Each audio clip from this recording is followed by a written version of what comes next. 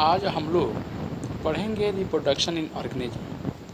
आपको बताते चलें कि रिप्रोडक्शन ऑर्गेनिज्म के अंदर कुछ वर्ड मीनिंग है जिसको हम लोग सीखेंगे, जिसको जानेंगे। उसके अंदर का वर्ड मीनिंग ये है, इंग्लिश टू हिंदी है।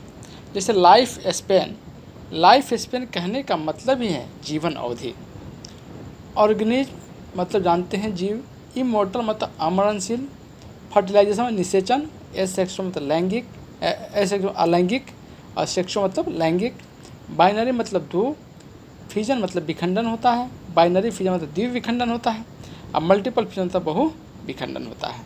अब हम लोग सीखेंगे और जानेंगे कि लाइफ स्पेन जो होता है, ये लाइफ स्पेन क्या होता है, जानना है कि कोई भी जीवन अवधि जो होती है वो जीवन अवधि क्या होती है, ये जानना है हमें। आपको ये बताते चलें कि जीवन अवधि क्या होती है कि जब से हम जन्म लेते हैं और जन्म लेने के बाद हम मर जाते हैं, तो जन्म और मृत्यु के बीच का जो समय होता है, जो इनका अंतर होता है, उसी अंतर को क्या कहते हैं, लाइफ स्पेन कहते हैं। मतलब कहने का मतलब है कि डिफरेंट है, ये डिफरेंस है, ये difference of birth and death, मतलब कि डेथ एंड बर्थ किसका, ऑफ ऑर्गेनिज्म, ऑफ ऑर्गेनिज्म, समझे। अब अलग अलग जीव का जो लाइफ स्पेन होता है वो अलग अलग होता है, ये आपको बताते चले कि अलग अलग जीव का लाइफ स्पेन कैसे अलग अलग होता है। जैसे एक और लिखना है आपको, जैसे एक ऑर्गेनिज्म लिखते हैं,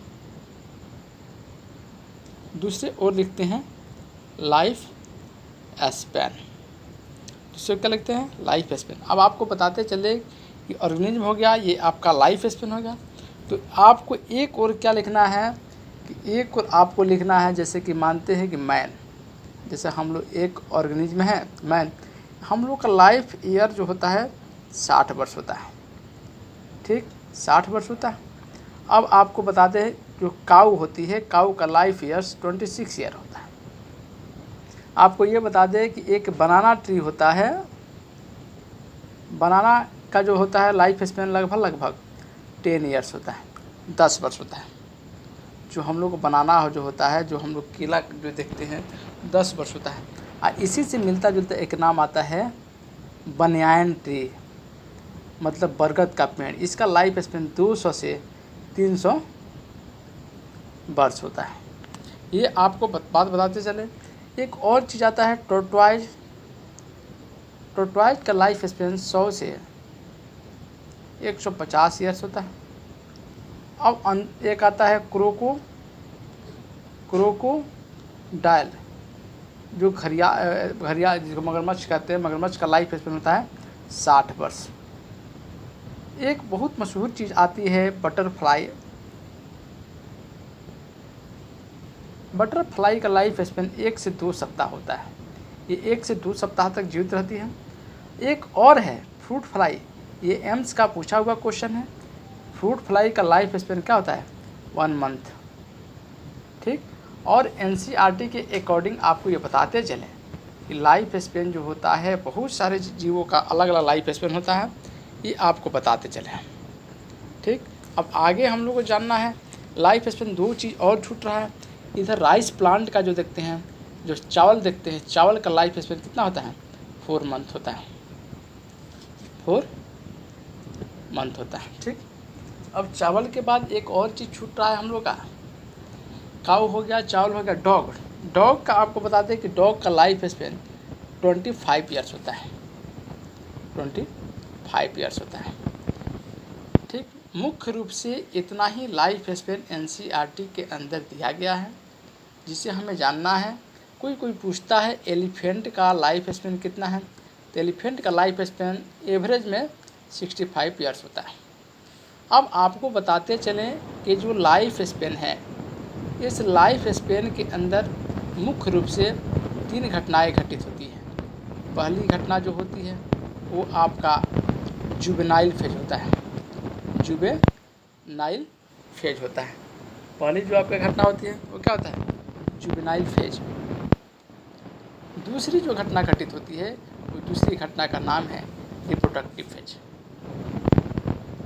रिप्रोडक्टिव फेज।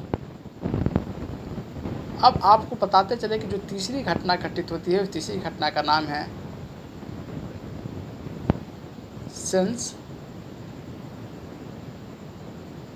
सेंसेंस फेज, मतलब जिसको हम बुढ़ापा कहते हैं। इसको कहते हैं बाल्यावस्था। ये आपका बाल्यावस्था है। ये बाल्यावस्था मुख्य रूप से आपको बताते चले कि 5 वर्ष से लेकर 12 वर्ष तक की होता है बाल्यावस्था। 5 से 12 वर्ष तक होता है। ये रिप्रोडक्टिव अवस्था की जब बातें करते हैं, ये रिप्रोडक्टिव अवस्था जो होती है 12 वर्ष से लेकर आपका लगभग 40 वर्ष तक होता है। इस रिप्रोडक्टिव अवस्था में क्या करता है कि कोई भी जीव अपने ही जैसे किसी दूसरे जीव का प्रोडक्शन करता है। ये जो सेंसेशन फेज होता है इसको हम क्या कहते हैं, जुवा अवस्था कहते हैं। जुवा अवस्था ये क्या है, बुढ़ापा है।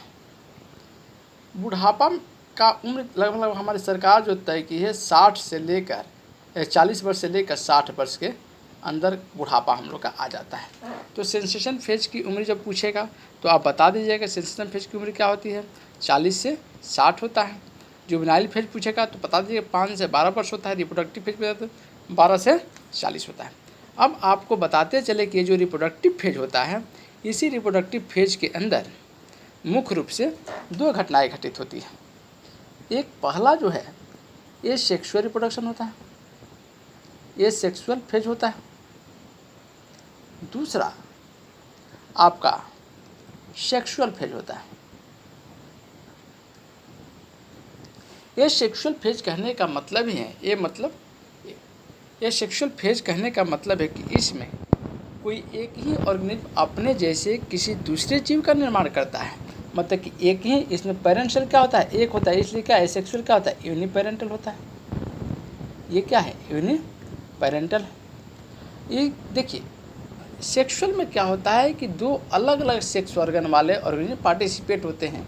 डिफरेंट सेक्स ऑर्गन, जैसे कि मेल होगा दूसरा फीमेल होगी, इसमें पार्टिसिपेट होंगे, ठीक है। तो मतलब कि ये दोनों 2 इसमें शामिल होंगे। 2 पेरेंट सेल कितने होंगे, 2, एक फीमेल और दूसरा फीमेल, इसलिए सेक्सुअल क्या हो जाएगा, बाई पेरेंटल हो जाएगा। समझे, ये सेक्सुअल एसेक्सुअल समझ गए। इसको डीपली हम लोग फिर आगे क्लास में पढ़ेंगे। अब देखिए एसेक्सुअल जो रिप्रोडक्शन होता है, ये एसेक्सुअल रिप्रोडक्शन में कोई एक ही ऑर्गेनिज्म अपने ही जैसे किसी दूसरे जीव का निर्माण करता है। किसी दूसरे जीव का जब निर्माण करेगा तो ये यूनिपेरेंटल हो गया। इसमें एक ही जीव अपने ही जैसा किसी दूसरे जीव का फॉर्मेशन का, वो एसेक्सुअल रिप्रोडक्शन हो गया। जो निर्माण करता है वो उसको क्या कहते हैं, बहुत सारा जो उसका कलेक्शन हो जाएगा, जो छोटा छोटा जो कलेक्शन, उसको क्लोन कहेंगे। और वैसी क्लोन मतलब कि जेनेटिकल एंड मार्फोलॉजिकल का सिमिलर होते हैं। ये नीट में पूछा हुआ क्वेश्चन है कि जो क्लोन होते हैं, जैसे गुलाब की एक डाली को बहुत सारे टुकड़ा में काट दिए, तो टुकड़ा का जो समूह है वो क्या एक क्लोन है। और देखेंगे कि गुलाब की छोटी सी डाली से बहुत सारे गुलाब उसी के जैसे गुलाब के जैसा ही किसी दूसरे गुलाब का फॉर्मेशन कर सकते हैं, वो क्लोन हो गया। और जो इसका एक टुकड़ा जो निकाले, गुलाब को बहुत सारा टुकड़ा काटे, उसका एक जो टुकड़ा निकाले, उस एक टुकड़ा को रैमेट कहते हैं। समझे, कहने का मतलब है कि रैमेट पूछे या क्लोन पूछे, मेन क्वेश्चन यही उठाया कि ये क्या जेनेटिकली एंड मार्फोलॉजिकली सिमिलर होते हैं। अब ये आपको बता दें कि ये सेक्सुअल रिप्रोडक्शन के अंदर मुख्य रूप से जो घटनाएं घटित होती हैं, वो पहली घटना जो घटित होती है वो बाइनरी फिजन की होती है। बाइनरी फिजन की होती है। बाइनरी फिजन कहने का मतलब है कि कोई एक पेरेंटल सेल है, मानते हैं ये आपका अमीबा है, ठीक। ये पेरेंटल सेल है, ये पेरेंट सेल, इसको बोलिएगा क्या, पेरेंट सेल। ये अमीबा का ये नाभिक जो है डिवाइड कर रहा है, अमीबा का नाभिक डिवाइड कर रहा है। एक ऐसा समय आया कि ये अमीबा का इस पोर्शन में नाभिक क्या हो जाएगा, डिवाइड हो जाएगा। मतलब कि एक और क्या हो जाएगा, काफ़ी मोटा हो जाएगा, बीच में पतला हो जाएगा। एक ऐसा समय आएगा कि दोनों क्या हो जाएंगे, टूटकर एक दूसरे से अलग हो जाएंगे। तो आपने ये देखा, ये दोनों का क्या नाम हो जाएगा, डॉटर सेल। आपने ये देखा कि कोई एक पेरेंटल सेल जो है 2 डॉटर सेल में फॉर्मेशन कर रहा है, 2 डॉटर सेल का फॉर्मेशन कर रहा है, इसलिए इसमें कैसा फ्यूजन होगा, बाइनरी फ्यूजन होगा। तो बाइनरी फ्यूजन का एग्जांपल क्या हो जाएगा, अमीबा हो जाएगा। ये पैरामीशियम के अंदर होता है, समझे। अब एक दूसरा आएगा मल्टीपल फ्यूजन।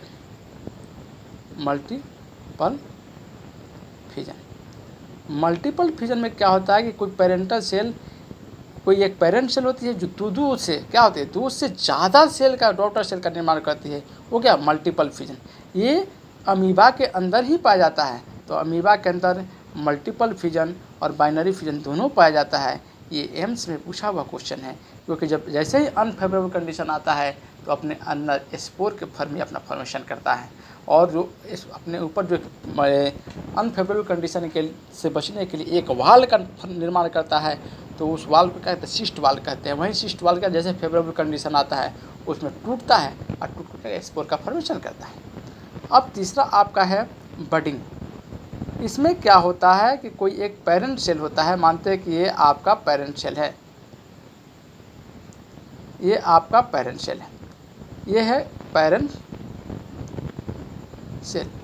क्या होता है कि पेरेंट सेल के अंदर एक छोटी सी कली निकलती है, क्या है, बड है। और यही कली क्या होता है कि ज़मीन पर जैसे एक कली गिरती है तो उसी कली से क्या होता है, किसी एक दूसरे सेल का, और अपने ही जैसा किसी दूसरे सेल का, ये क्या हो जाएगा, डॉटर सेल हो गया। मतलब कहने का अर्थ है कि किसी पेरेंट सेल के बड से उसके डॉटर सेल का जब फॉर्मेशन होता है तो उसे क्या कहते हैं, बडिंग कहते हैं। और ये बडिंग कितनी प्रकार की होती है, ये बडिंग 2 प्रकार की होती है।